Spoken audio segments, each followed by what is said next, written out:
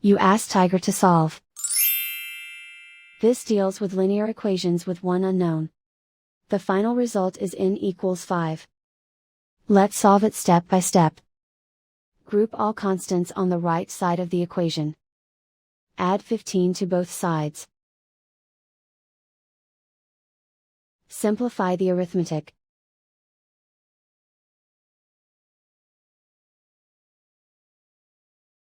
Isolate the n.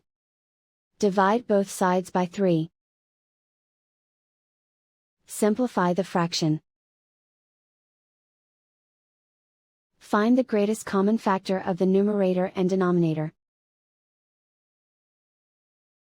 Factor out and cancel the greatest common factor. And so the final result is n equals 5.